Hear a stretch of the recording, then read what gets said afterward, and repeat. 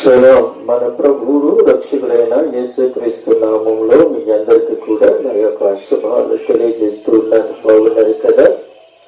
సంతోషంగా ఉండాలని, దీవెనకరంగా ఉండాలని దేవుని యొక్క దైవచనుడిగా ప్రతిరోజు నేను ప్రార్థన చేస్తూ ఉన్నాను. మీరు కూడా వ్యక్తిగతమైన ప్రార్థనలో నన్ను జ్ఞాపకం చేసుకుంటూ నా పరిచర్య కొరకు, నా బిడ్డల కొరకు, నేను చేస్తున్న సువార్త కొరకు కూడా మీరు ప్రార్థన చేస్తూ ఉన్నారని నేను తలంచిస్తూ ఉన్నాను. దేవుడి మహాకృపలను బట్టి ప్రతిరోజు కూడా దేవుడు తన యొక్క కృప నా మీద ఉంచి ఆయన ప్రతిరోజు నాతో మాట్లాడుతూ ఉన్నాడు. ఆయన మాట్లాడుతున్న దేవుడని నేను నమ్ముతూ ఉన్నాను. గతించిన వారమంతా గతించిన వారం నుండి గతించిన నెలలో నుండి కూడా దేవుడు మనల్ని ఆయన యొక్క సజీవమైన రెక్కల చాటున మనల్ని భద్రపరిచాడు. ఎందుకంటే పోయిన వారంలో మనం చూసినట్లయితే తుఫాను చాలా భయంకరంగా ఉంది. ప్రియమైనటువంటి అసలు ఈ దేశము, ఈ ప్రపంచము ఉంటదు ఓడుకలు తెలియని పరిస్థితి. కానీ ఆ యొక్క ప్రమాదం వచ్చినప్పుడు, ఆ యొక్క తుఫాను నిమిత్తము నేను చూస్తున్న ఆ 3 రోజులు కూడా నేను చాలా భయముతో గదిలోనికి వెళ్ళి తలుపులు వేసుకొని ప్రభుకి మొరపెట్టాను. ప్రభువా, ఈ దేశమును ఒక్కసారి మీరు కరుణించండి. ఈ ప్రాంతాలను ఈ యొక్క ఉపత్తుల నుండి తప్పించండి. ఆనాడు నీరుని గద్దించిన దేవుడు, గాలిని గద్దించిన దేవుడు, ఈ రోజుల్లో నేను నీ నామంలో ప్రార్థన చేస్తూ ఉన్నాను ప్రభువా అని కన్నీరు విడిచి ప్రార్థన చేసినప్పుడు ప్రభు నాతో మాట్లాడారు. నా కుమారుడా, నువ్వు భయపడవలసిన అవసరం లేదు, చింతపడవలసిన అవసరం లేదు. ఈ ప్రమాదము ఎవరికి కూడా హానికరము జరగదు అనే దేవుడు నాకు ఆయన వాగ్దానం చేశాడు. నేను ఎలాగైతే ప్రార్థన చేశానో, నేనైతే గదిలోకి వెళ్ళి ప్రార్థన చేశాను. కానీ ఇంకా మొదలైన దైవజనులు ఎక్కడో ప్రార్థన చేశారు అంటే, కొందరు వర్షంలో ఉండి నడుములోతు నీటిలో ఉండి చేతులకు పైకెత్తి ఆకాశమైన సింహాసనమైన నా నజరుడైన యేసుక్రీస్తును వేడుకుంటూ, ప్రభువా, ఈ భయంకరమైన ఉపత్త నుండి తప్పించమని కన్నీరు వచ్చి ప్రార్థన చేశారు. మరికొందరు దైవజనులు ఎక్కడికి ప్రార్థన చేశారు అంటే, బిల్డింగుల పైకి ఎత్తి మీదలకు వెళ్ళిపోయి ఆ వర్షం కురుస్తున్న సమయంలో, ఆ గాలి భయంకరమైన గాలి విసురుతున్న సమయంలో మోకరించి ఆ మిద్య మీద గొడవైన దైవజనుల కన్నీరు గురించి ప్రార్థన చేశారు. అయితే ప్రియమైనటువంటి బిడ్డలారా, ఈ సృష్టిలో చాలా మంది మీరు అనుకోవచ్చు అది వచ్చింది, వచ్చినట్టే పోయింది అని మీరు అనుకోవచ్చు. దేవుడు ఎవరికి కూడా హానికరమ జరగకుండా క్షేమముగా తన బిడ్డలని తన రెక్కల చోటన భద్రపరుచుకుని ఆయన ఏం చేస్తాడో తెలుసా? కాపాడుకున్నాడు. ఎవరికి కూడా ఎటువంటి హానికరమ జరగలేదు. ప్రియమైన ఎందుకు తెలుసా? దైవజనులు నిద్రపోలేదు. ఆ 3 రోజులు కూడా దైవజనులు, గొడవలైన దైవజనులు ఏ ఒక్కరు కూడా నిద్రపోలేదు. సువార్తకులు ప్రార్థన చేస్తారు, దైవజనులు ప్రార్థన చేస్తారు, ప్రవక్తలు ప్రార్థన చేస్తారు. ఈ దేశం కొరకు, ఈ యొక్క తుఫాను కొరకు. అందుకే ఈ రోజుని దేవుని యొక్క సన్నిధిలో మనం ఉండి సాక్ష్యం చెప్పుకుంటున్నాం. ఈ రోజుని ఎందుకో తెలుసా? దేవుడు ఈ రోజు మనందరినీ కూడా క్షేమముగా ఈ యొక్క తుఫాను నుండి, భయంకరమైన తుఫాను నుండి దేవుడు మనం రక్షించాడు అని అంటే, అది మన యొక్క కృప. దేవుని యొక్క కృప.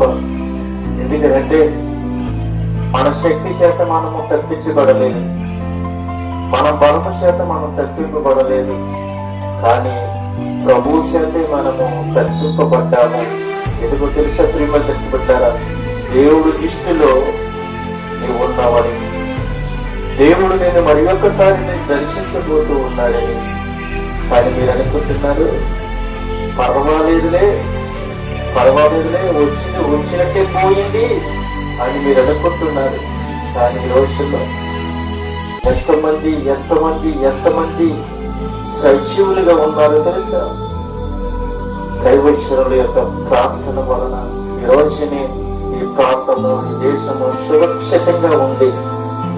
చాలా మంది కూడా తిన్నాము, తాగాము, తిరుగుతున్నాము అని మీరు అనుకోవచ్చు.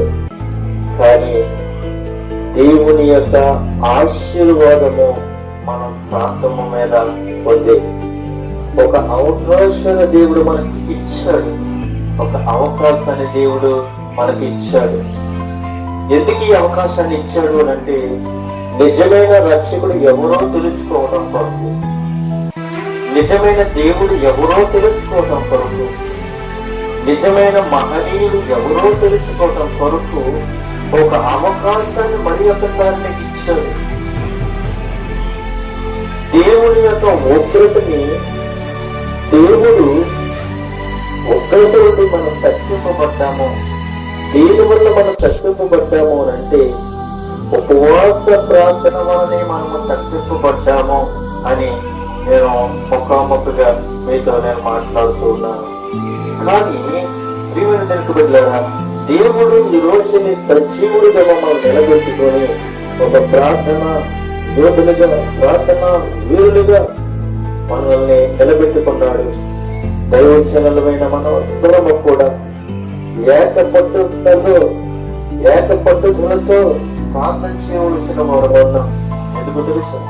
దేశం కొరకు ప్రార్థన చేయాలి, అధికారుల కొరకు ప్రార్థన చేయాలి, గ్రామాల కొరకు ప్రార్థన చేయాలి, పెద్దల కొరకు ప్రార్థన చేయాలి, యవనస్తుల కొరకు ప్రార్థన చేయాలి, బాలుల కొరకు ప్రార్థన చేయాలి. మనం దుష్టత్వములో ఉలికిపోకుండా ఉండటం కొరకు, దుష్టత్వమును తగ్గింపబడటం కొరకు మనం ఏం చేయాలంటే ఉపవాస ప్రార్థన మనం చేయాలి.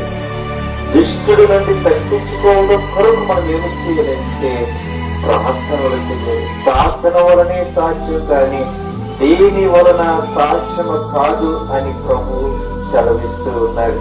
ఒక విషయాన్ని మనం ఈ రోజుని మనము నేర్చుకోబోతూ ఉన్నాం. కొన్ని దినాలుగా నేను దగ్గరగా ఆది కాండము నుండి మరి అలాగే మరి చదువుకుంటూ మరి కొలస్సీలకు రాసిన పత్రికలోనికి నేను వచ్చాను. కొలస్సీలకు రాసిన పత్రికలో దేవుడు నాతో ఆ యొక్క పత్రికని చదువుతూ ఉన్న సమయంలో ఆయన నన్ను, నా హృదయాన్ని కట్టారు. ఆ భారము నా మీద ఉన్నది అని నేను గ్రహించుకొని ఆ వాక్యము పదే చదువుతూ ఉన్న సమయంలో పరిశుద్ధాత్మ దేవుడు నా హృదయాన్ని తాకాడు. నా హృదయముతో ఆయన మాట్లాడాడు. నా హృదయములో ఉండి ఆయన యొక్క ప్రవచనాలని బయలుపరుస్తూ ఉన్నాడు.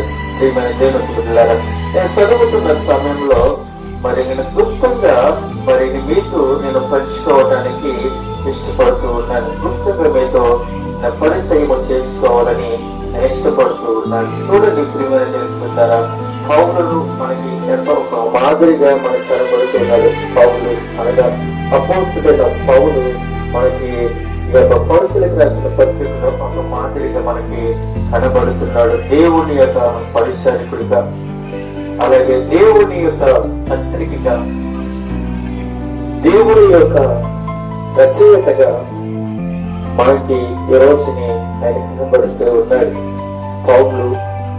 పౌలు చాలా భక్తిపరుడు, పౌలు చాలా రచయిత, పౌలు చాలా ఏమయ్యమనేది ఒక పత్రికగా మారిపోయాడు. ఆయన గృహ నిబంధనలో ఉండి ఆయన పత్రికలను రాసి అనేకమైన సంఘాలకు ఆయన పంపించి ఉన్నాడు. అలాగే మనం చూసినట్లయితే ఈ కొలసలకు రాసిన పత్రిక పౌలు రాసిన చెరసాల పత్రికలలో ఒకటి ఎఫెసీ, 2 ఫిలిప్పీ, 3 ఫిలోమోను పత్రికలతో కలిసి ఈ ఉత్తరముల రాయటములో పౌలు యొక్క ఉద్దేశము కొలసీ సంఘములో వ్యాపిస్తున్న అబద్ధ బోధకులను సరిదిద్దడమే. ఆ పత్రికలో యేసు క్రీస్తు ఈ విశ్వానికి సర్వాధికారిగా, సంఘానికి శిరస్సుగా క్షమాపణ కలిగించే ఒకే ఒక వ్యక్తిగా స్పష్టమైన ఈ చిత్రాన్ని ఆవిష్కరించి పౌలు యొక్క కొలసీలకు రాసిన పత్రికను ఆ యొక్క సంఘాన్ని మరి అందించినట్లుగా మనం చూస్తూ ఉన్నాం. మరి ఒక విషయంలో మనం జ్ఞాపకం చేసుకున్నట్లయితే పరిశుద్ధాత్మ దేవుడు ఈ యొక్క పరిచయంలో ఆయన మనతో మాట్లాడుతూ ఉన్నాడు. అయితే ఇంకొక విషయాన్ని మనం జ్ఞాపకం చేసుకున్నట్లయితే పరిశుద్ధాత్మ ఆయన యొక్క నిర్మాణం గురించి మనం నేర్చుకుంటున్నాం. అయితే ఈ యొక్క నిర్మాణం, గ్రంథము యొక్క నిర్మాణము మనం చూసినట్లయితే కొలసీ పత్రికను 2 ప్రధాన భాగాలుగా చేసుకోవచ్చు. మొదటిదిగా మనం చూసినట్లయితే అబద్ధ బోధకులను వ్యతిరేకముగా ఒక ప్రతివాదము అని ఆ మొదటి అధ్యాయము నుండి 3వ వచనము నుండి 2 అధ్యాయము 23వ వచనము వరకు కూడా అక్కడ మనకి కొన్ని విషయాలు మనము జ్ఞాపకం చేసుకుంటూ ఉన్నాం. రెండుగా మనం చూసినట్లయితే సరైన క్రైస్తవ జీవితం కోసమైన కొన్ని హెచ్చరికలు, ఇది పౌలు సాధారణంగా అనుసరించే విధానము. ఈ విధానము మనకి ఏ విధంగా కనబడుతూ ఉంది అంటే 3వ అధ్యాయం 1 నుండి 4వ అధ్యాయం 17 వరకు కూడా మనకి అక్కడ కొన్ని విషయాలు మనకి కనబడుతూ ఉన్నాయి. అయితే 2 విధాలుగా ఇక్కడ మనకి కనబడుతున్నాయి. మనము ఇప్పుడు కొన్ని విషయాలు మనము నేర్చుకోబోతూ ఉన్నాం.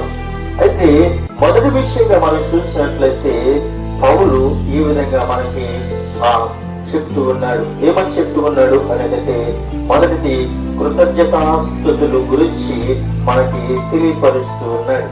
మొదటిగా కృతజ్ఞతాస్తుతుల గురించి మనకి తెలియపరుస్తూ ఉన్నాడు. చూడండి ప్రియమైన దేవుని బిడ్డలారా, కృతజ్ఞతాస్తుతులు ఆయన మనకి తెలియపరుస్తూ ఉన్నాడు. కొలసీలకు రాసిన పత్రిక 1వ అధ్యాయము 3-4 వచనములో మనం చూసినట్లయితే ఆయన కృతజ్ఞతాస్తుతుల గురించి ఆయన మాట్లాడుతూ ఉన్నాడు.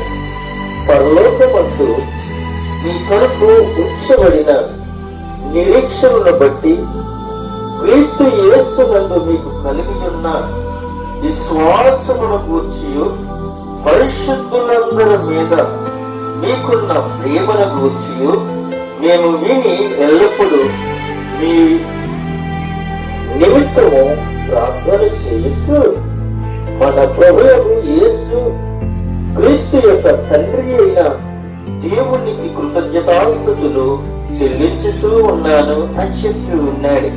ప్రియమైన దేవుని యొక్క బిడ్డలారా, ఇక్కడ మనం చూసినట్లయితే పౌలు ఏం చేశాడు అని అంటే కృతజ్ఞతాస్తుతులు చెల్లించాడు. ముందుగా ప్రార్థన చేస్తాడు, రెండోదిగా దేవునికి కృతజ్ఞతాస్తుతులు చెల్లించాడు. అయితే మనము ఏమై ఉన్నామో అని ఒకసారి మనము జ్ఞాపకం చేసుకున్నట్లయితే అది మొదటి అధ్యాయము 1వ భాగంలో మనం 1వ వచనం 2వ వచనంలో చూసినట్లయితే కొన్ని విషయాలు మనకి ఇక్కడ కనబడుతున్నాయి. కొలసీలోని ఉన్న పరిశుద్ధులకు అనగా క్రీస్తు నందు విశ్వాసులైన సహోదరులకు అని చెప్తూ ఉన్నాడు. ఉన్నారు ఈ పరిశుద్ధులు? ఈ యొక్క క్రీస్తు నందు విశ్వాసులైన వారు ఎక్కడున్నారు అంటే కొలసీలో ఉన్న పరిశుద్ధులకు అని చెప్తూ ఉన్నాడు. ఈ రోజుల్లో ఎంతమంది మన ప్రాంతంలో పరిశుద్ధులు ఉన్నారు అని ఒకసారి మనం జ్ఞాపకం చూసుకున్నట్లయితే ప్రభు అంటున్నాడు, ఒకడును నీతిమంతుడును లేడు, అందరూ పాపం చేసి దేవుడి యొక్క అనుగ్రహం పొందలేకపోతున్నారు అని చెప్తూ ఉన్నాడు. కానీ ఇక్కడ కొలస్సీలో ఉన్న సంఘానికి పౌలు తన యొక్క పత్రికని రాసి అయినట్టు ఉన్నాడు, కొలస్సీలో ఉన్న పరిశుద్ధులకు అనగా క్రీస్తునందు విశ్వాసులైన సహోదరులకు అని చెప్తూ ఆయన మరి యొక్క మాట అంటున్నాడు, దేవుని చిత్తము వలన క్రీస్తు యేసు అపోస్తులైన పౌలు తన సహోదరుడైన తిమోతియు శుభమని వ్రాయినది. మన తండ్రి అయిన దేవుడు నుండి కృపయు సమాధానము మీకు కలుగునుగాక అని చెప్తూ ఉన్నారు. ఎవరెవరు చెప్తూ ఉన్నారు అనేది అపోస్తులైన పౌలు తన సహోదరుడైన తిమోతియు శుభాలు తెలియపరుస్తూ ఉన్నారు. ఎవరికి శుభాలు తెలియపరుస్తూ ఉన్నారు అంటే కొలస్సీలో ఉన్న పరిశుద్ధులకు మరి విశ్వాసులైన సహోదరులకు శుభాలు తెలియజేస్తూ ఉన్నారు. ఈ రోజు ప్రతి ఒక్క ఇంటిలో శుభాలు కలగొచ్చు, లేదంటే అపశుభాలు కలగొచ్చు. కానీ మనము శుభము కలిగినప్పుడు దేవుణ్ణి అంగీకరిస్తాం, అపశుభం కలిగినప్పుడు దేవుడు నాకు ఏం చేశాడే అని ఏడుస్తూ ఉంటాం. అయితే ప్రియమైన దేవునికి బిడ్డలారా, ఈ రోజున మనము ఏమై ఉండాలి అంటే దేవుని కృప సమాధానము మన మీద ఉండాలి అనంటే మనము ఏమై ఉండాలి అనంటే ముందుగా మనము ప్రార్థన చేసేవాళ్ళగా మనము ఉండాలి. ప్రార్థన ప్రార్థన ప్రార్థన ప్రార్థన వలనే సాక్ష్యం కానీ దేని వలన కూడా మనం సాక్ష్యం కాదు అని చెప్పుకుంటున్నాం.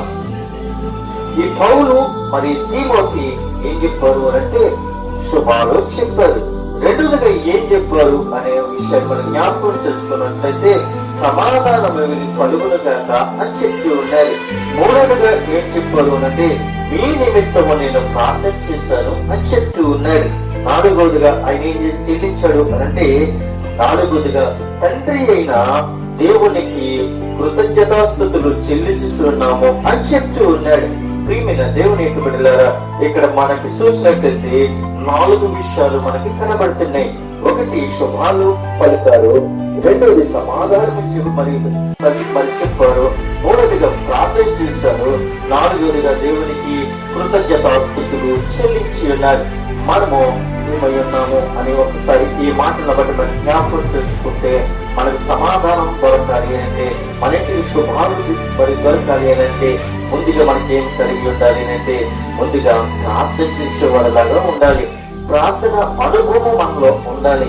ప్రార్థన అనుభవం, ప్రార్థన శక్తి మనలో ఉండాలి. ప్రార్థన చేసే వీరుడిగా నువ్వు ఉండాలి. ప్రార్థన యోధుడిగా ఉండాలి. ప్రార్థనలో జయించే వ్యక్తిగా నువ్వు ఉండాలి. ప్రార్థన వలనే ఏదైనా సాధించగలదు. ప్రార్థన వలనే స్వస్థత, ప్రార్థన వలనే సాధన పోవడము, ప్రార్థన వలనే అనేక మరి వ్యాధులు, బాధలు, విరుకులు, ఇబ్బందులు పోవడము ప్రార్థన వలనే సాధ్యము. గాని దేని వలన కూడా అది సాధ్యము కాదని ప్రభు సెలవిస్తున్నాడు. మరి చూసినట్లయితే మార్కు సువార్త 1:35 వచ్చినప్పుడు చూసినట్లయితే మార్కు సువార్త 1:35 వచ్చిన చూసినట్లయితే ప్రభు యేసు క్రీస్తు ఆయన ఏం చేశాడు? పెద్దల ప్రాణాలు వేశారు. అలాగే మనకు వెళ్ళారు. ఆయన వెళ్ళి ప్రార్థన చేస్తారు. ఆయన మనకి ప్రార్థన వీరుడుగా కనపడ్డారు. ఒక మన దగ్గర ఆయన మనకి కనపడ్డారు. అలాగే అపోస్తులైన పౌలు కూడా ఏం చెప్తూ ఉన్నాడు అంటే ఇక్కడ నేను ప్రార్థన మీ నిమిత్తము నేను చేసి ఉన్నాను అని చెప్తున్నాడు. మీ నిమిత్తము ప్రార్థన చేస్తూ మన ప్రభువైన యేసుక్రీస్తు యొక్క తండ్రి అయిన దేవునికి కృతజ్ఞతాస్తుతులను చెల్లిస్తూ ఉన్నాను అని చెప్తూ ఉన్నాడు. మరి ఒక విషయాన్ని మనం జ్ఞాపకం చేసుకున్నట్లయితే మరి యొక్క కృతజ్ఞతాస్తుతులు మనకి ఇక్కడ మనకి బయలుపరుస్తున్నాడు. ఎఫెసీయులకు రాసిన పత్రికలో 1:16 వచనంలో మనం చూసినట్లయితే మీ విషయమై మానక దేవునికి కృతజ్ఞతాస్తుతులు చెల్లించుతూ ఉన్నాను అని పౌలు మనకి బయలుపరుస్తున్నాడు. ఏమని చెప్తున్నాడు? మీ విషయమై నేనేం చేశాను? మానక దేవునికి కృతజ్ఞతాస్తుతులు చెల్లిస్తూ ఉన్నాను. మనము కూడా ప్రతిరోజు కూడా ఇబ్బందులు వచ్చినా, ఎరుకులు వచ్చినా, ఏది మరి ఉపత్తులు వచ్చినా, భయంకరమైన దినములను ఉన్నప్పటికీ కూడా మనం ఏం చేయాలి అంటే దేవునికి కృతజ్ఞతాస్తుతులు చెల్లించేవారుగా మనం ఉండాలి. కృతజ్ఞత అర్పణలు చెల్లించేవారులాగా మనం ఉండాలి. మరో దినాన్ని చెప్పుకునే వారిలాగా ఉండాలి. ప్రియమిత్రులారా, మన యొక్క తలపులు, మన యొక్క ఆలోచనలు అన్ని కూడా ఏమై ఉండాలంటే ప్రభు కొరకే ఎదురు చూసే వారిలాగా ఉండాలి. ప్రభుని ఎదుర్కొనే వాళ్ళగా మనం చూడాలి. ప్రభుని వెంబడించే వాళ్ళగా మనం చూడాలి. కూర్చున్నప్పుడు కృతజ్ఞతాస్తుతులు చెల్లించాలి. నడుస్తున్నప్పుడు కృతజ్ఞతాస్తుతులు చెల్లించాలి. పడుకున్నప్పుడు కృతజ్ఞతాస్తుతులు చెల్లించాలి. ఏదైనా ఆనందం వచ్చినప్పుడు కృతజ్ఞతాస్తుతులు చెల్లించాలి. ఏదైనా ఇబ్బందులు కలిగినప్పుడు కూడా కృతజ్ఞతాస్తుతులు కలిగి మరి ప్రభుకి చెల్లించాలి. అంతేగాని మనుషుల దగ్గరికి పరిగెత్తి వాళ్ళకి వీరికి కృతజ్ఞతాస్తుతులు చెప్పడం కాదు. నీవు లేకపోతే నా బ్రతుకు లేదండి, నువ్వు సంపాదించకపోతే నా బ్రతుకు లేదండి, నా ఎంత సంపాదించాను, నా మీదే నువ్వు బ్రతుకుతున్నావు, నా మీదే నువ్వు తింటూ ఉన్నావు, నేను సంపాదించకపోతే ఇంతే నీ బ్రతుకు, నువ్వేమి చేయలేవు, నీవేమి చేయలేవని మన వెనక వాళ్ళని మనము వేలి పెట్టి చీపించే వాళ్ళగా మనం ఉండకూడదు. ప్రభు మనకి ఈ రోజుని మనకు బయటపడుతున్నారు. ఇక ఒక్కొక్క విషయం మనం జ్ఞాపకం చేసుకున్నట్లయితే ప్రియమైన దేవునికి పెట్టారా, ఆయన మన యొక్క విషయాన్ని ఆయన మనతో మాట్లాడుతూ ఉన్నాడు. ఈ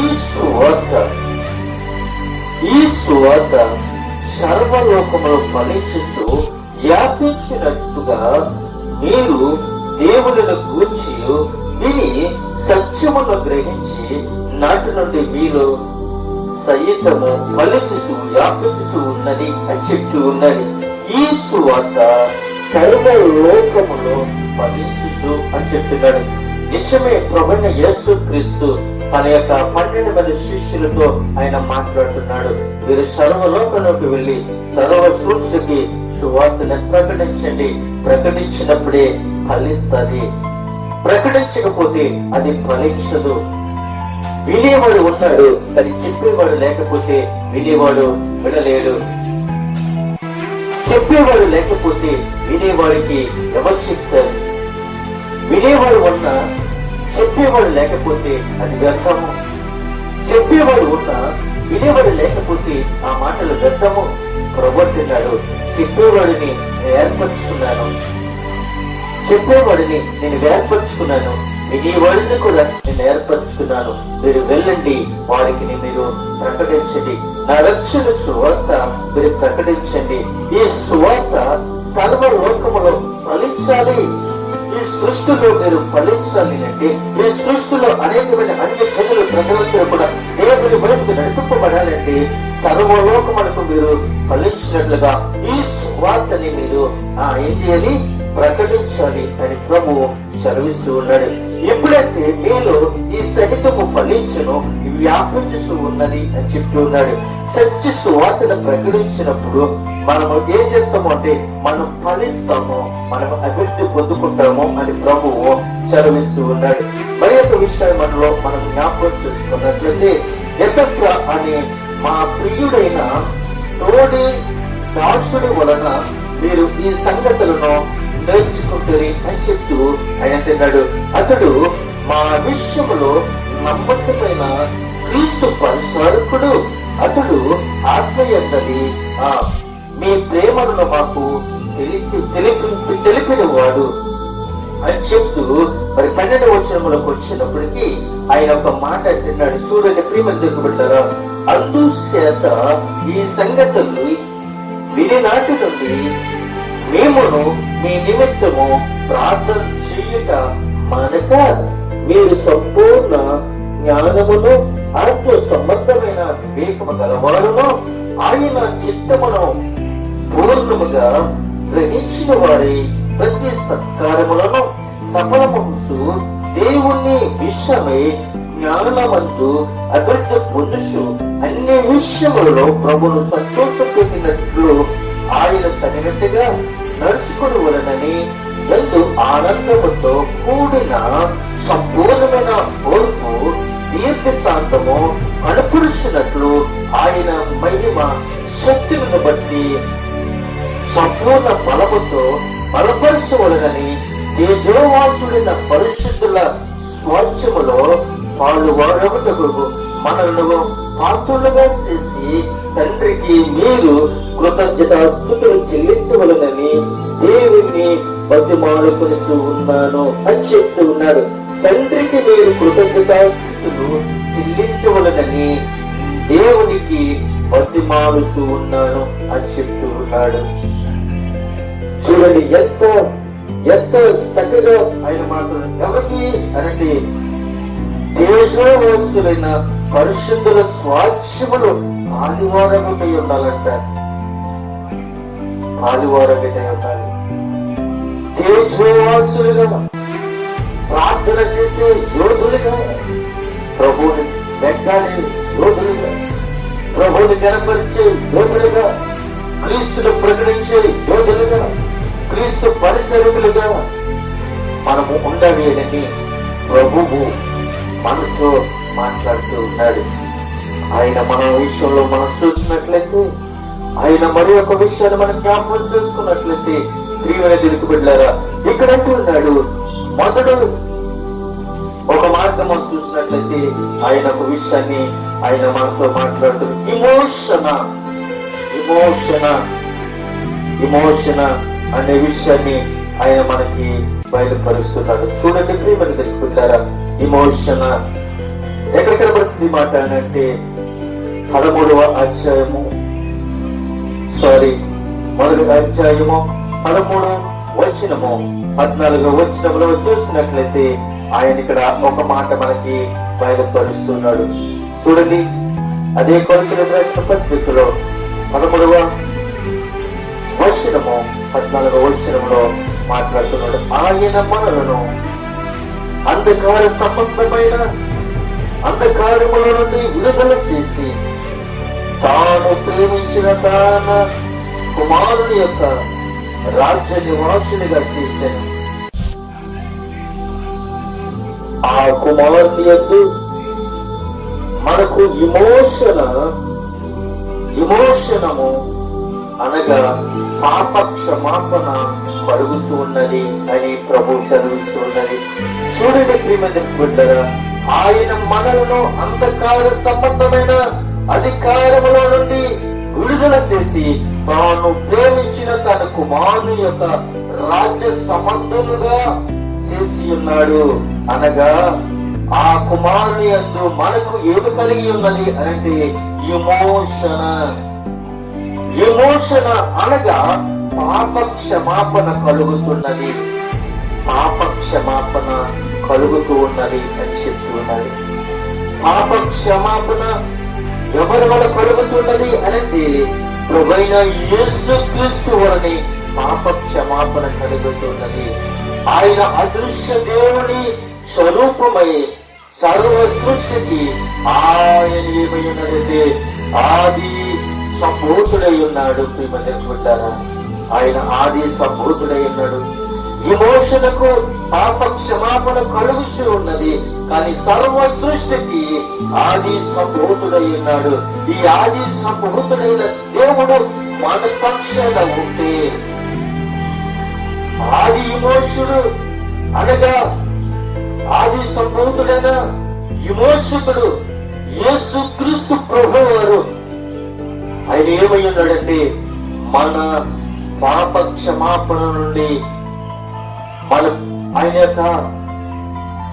యొక్క భయభక్తులు కలిగి మనం ఉంటే పాప క్షమాపణ నుండి మన యొక్క పాపంలో పుడుతూ పాపంలో పెరుగుతూ పాపంలో జీవిస్తూ ఉన్న వారు కనుక విమోచన దానికి అర్థము ఏమిటి అంటే పాప క్షమాపణ కలుగుతూ ఉంటారు.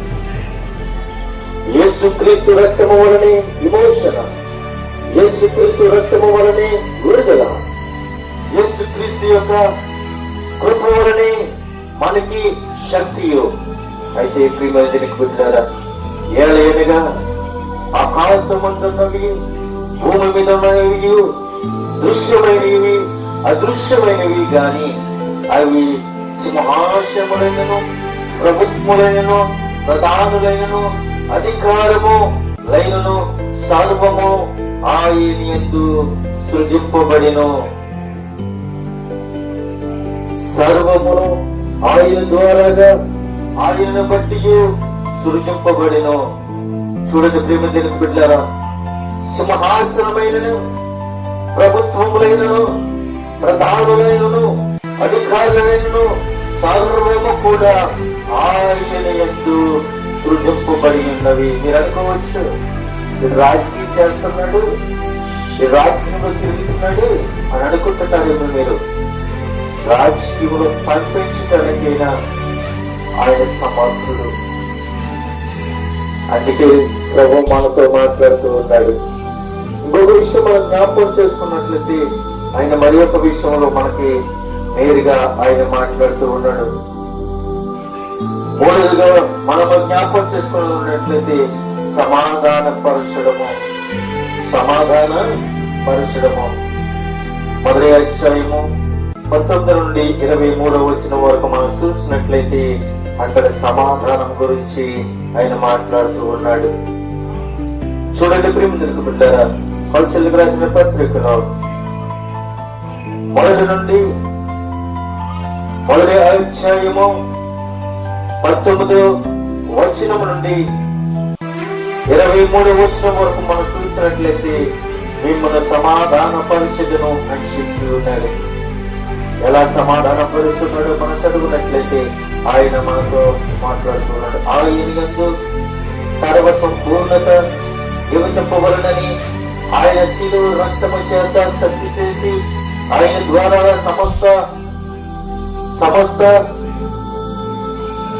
సమస్తమును కూడా, అవి భూలోకమందులను పరలోకమందులను వాటినన్నిటినీ ఆయన ద్వారా తనతో సమాధాన పరుచుకొనవలెనని తండ్రి అభిష్టమాయెను. మరియు గత కాలమందు దేవునికి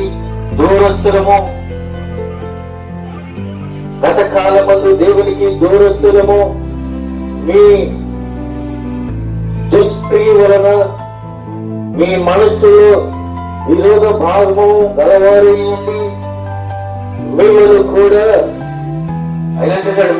కూడా తన సన్నిధిని పరిశుద్ధులుగాను నిర్దోషులుగాను నిరపరాధులుగాను నిలబెట్టుటకు ఆయన మాసయుక్తమైన దేహముయందు మరణము వలన ఇప్పుడు మిమ్మల్ని సమాధాన పరిస్థితిను అని చెప్తూ ఉన్నాడు. మనం ఏమంటూ ఉన్నాడు అంటే సమాధాన పరిస్థితిను. సమాధానం మనకి ఎలా దొరుకుతుంది అని ఒకసారి మనం జ్ఞాపకం చేసుకున్నట్లయితే ఆయన శిలువ రక్తము చేత సంధి చేసి ఉన్నాడు. కాబట్టి శిలువ రక్తము చేత మనల్ని ఏం చేశాడు? సమాధానపరిచాడు. శిలువ రక్తము చేత మనల్ని సమాధానపరిచాడు. దూరస్తులని నేను మనకి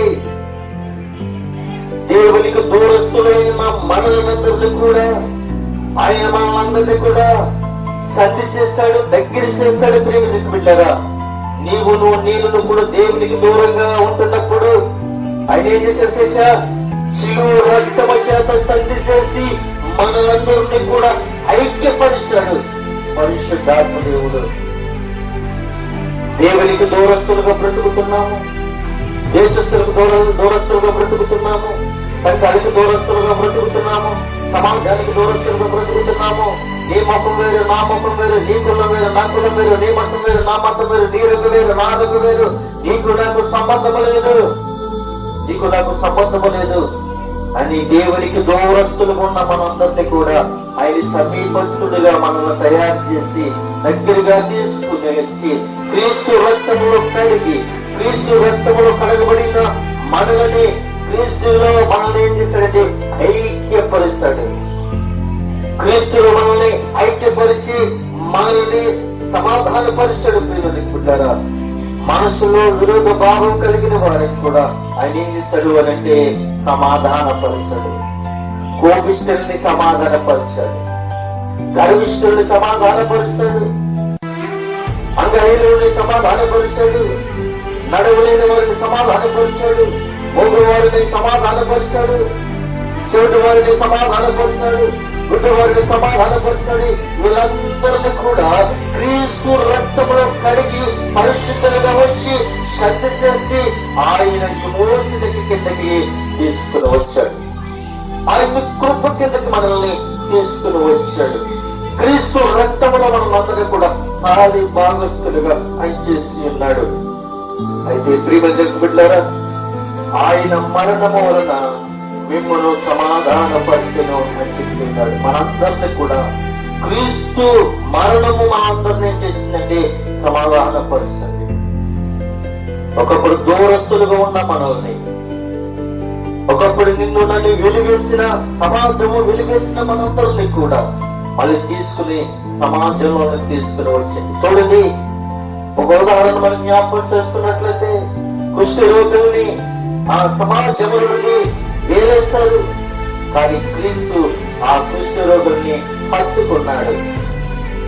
దూరంగా తోలువేయబడిన కుష్ఠ రోగులని, సమాజం నుంచి తోలువేసిన కుష్ఠ రోగులని, గ్రామం నుంచి తోలువేసిన కుష్ఠ రోగులని, ఎవరు పట్టించుకోలేని వ్యక్తులని, బంధువులు పట్టించుకోలేదు, స్నేహితులు పట్టించుకోలేదు, తల్లిదండ్రులు పట్టించుకోలేదు. ఎందుకో తెలుసా? వాడు కుష్ఠరోగి కాబట్టి వాడు దూరంగా, సమాజానికి దూరంగా తోలువేస్తారు. అందరూ విడిచిపెట్టినా గాని నా ప్రభువైన యేసుక్రీస్తు, దావీదు కుమారుడైన యేసుక్రీస్తు, లోకరక్షకుడైన యేసుక్రీస్తు, అభిషక్తుడైన దేవుడు, దేవుని కుమారుడు ఏం చేస్తాడు తెలుసా? ఆ కుష్ఠ రోగులని తనని హత్తుకున్నాడు, వాళ్ళని దర్శించాడు, వాళ్ళని స్వస్థపరిచాడు. సమాజంలో గట్టి వేసినప్పటికీ కూడా వాళ్ళని అందరినీ కూడా తీసుకుని సమాజంలో ఆయన నిలబెట్టాడు. ఎందుకంటే బిడ్డలారా, నేను ఎవరో పట్టించుకుంటానో అనుకుంటున్నాను ఈ రోజుల్లో, కానీ ప్రభు నిన్ను పట్టించుకుంటున్నాడు, ప్రభు నిన్ను పిలుస్తున్నాడు, ప్రభు నిన్ను వేరే చూపించిన ప్రతి ఒక్కరికి కూడా బుద్ధి చెప్పి నా కుమారుడు, నా కుమార్తె అని ఆయన యొక్క పేరు పెట్టి మనలందరూ కూడా సంధి చేసి ఆయనని మనల్ని హత్తుకున్నాడు. ఎలా హత్తుకున్నాడు తెలుసా? పాప మరణములో ఉన్న మనల్ని, మధ్యకాలంలో ఉన్న మనల్ని, గుడుగు పొందిన మనందరినీ కూడా శిలువ మీద, ఆయన మృగాల మీద ఏం చేశాడంటే ప్రాణం పెట్టాడు, మరణించాడు. ఆ మరణము ద్వారాగానే మనందరినీ కూడా ఐక్యపరిచి మనం ఏం చేశాడంటే ఒక్కటిగా చేసి సమాధానపరిచి, నన్ను మీరు వెంబడించండి, మిమ్మల్ని తోసివేసేవాడిని కాదు, నేను మిమ్మల్ని అందరినీ కూడా హత్తుకునేవాడని ఆయన ప్రభు సెలవిస్తున్నాడు. ప్రియమైన దేవుని బిడ్డలారా, ఇక్కడ మనం చూసినట్లయితే అపోస్తలుడైన పౌలు ఆయన మనకి ఒక మాదిరిగా కనబడ్డాడు, ఆయన ఒక రచయితగా కనబడ్డాడు, ఆయన ఒక పత్రికగా ఆయన కనబడ్డాడు.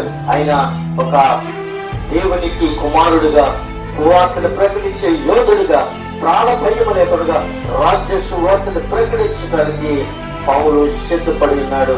ప్రియమైన దేవుని బిడ్డలారా, పౌలు మనకి ఏం చెప్పాడు అంటే, మొదటిగా శుభాలు తెలియపరుస్తాడు, రెండోదిగా సమాధానం మీకు కలుగునుగాక చెప్పాడు, మూడోదిగా ప్రార్థన మన నిమిత్తము చేశాడు, అలాగే నాలుగుగా దేవునికి కృతజ్ఞతాస్తుతులు చెల్లించండి అని చెప్తూ ఉన్నాడు. అయితే మనము ఏమై ఉన్నాము అంటే క్రీస్తు రాయబారులై ఉన్నాము. క్రీస్తుని వెంబడించే వారిలాగా మనం ఉండాలి. ఒక రోజు 2 రోజులు కాదు ప్రియమైన బిడ్డలారా, మన కంఠంలో ఊపిరి ఉన్నంత కాలము కూడా ప్రభువుకు రాయబారులమై ఉండాలి. రాయబారులు అంటే ప్రియమైన బిడ్డలారా, అలాగే నిలవచ్చేటమే కాదు, వెళ్ళి అనేక మందికి దేవుడు ఏదైతే నీకు ఇది అప్పగించిన పని నువ్వు భాగస్తుడు వెళ్ళి సర్వలోకముడికి వెళ్ళి నువ్వు సర్వ సృష్టికి సువార్తను ప్రకటించి దేవుని యొక్క పనిలో అయినట్లయితే దేవునికి వారసుడిగా నువ్వు నిలబడతావని ప్రభు సెలవిస్తూ ఉన్నాడు. ఈ మాటలు వింటున్నా ప్రియ సహోదరులారా, ఈ రోజున మనము ఈ యొక్క విషయాన్ని మనం నేర్చుకున్నాం. మరి కొలసల పత్రికలో మనం కొన్ని విషయాలు మనం నేర్చుకున్నాం. అయితే ప్రియమైన బిడ్డలారా, ఈ రోజుని అద్భుతమైన దేవుడు ఆయన మనతో మాట్లాడి ఉన్నాడు. ఆయన మాట్లాడుతూ ఉన్న దేవుడని, ఆయన అద్భుతాలు చేసే దేవుడని మనము విశ్వసించి నమ్మి ఆయనని వెంబడించే వారిలాగా మనం ఉన్నట్లయితే ఆయన దేవుని కుమారుడిగా, కుమార్తెగా ఆయనని మనల్ని వెంబడించి ప్రభు సన్నిధిలో సాగాలని కోరుకుంటూ నా మాటలను ముగిస్తూ ఉన్నాను. కొద్ది మాటలు దేవుడు దీవించి ఆశీర్వదించును గాక. ఆమేన్.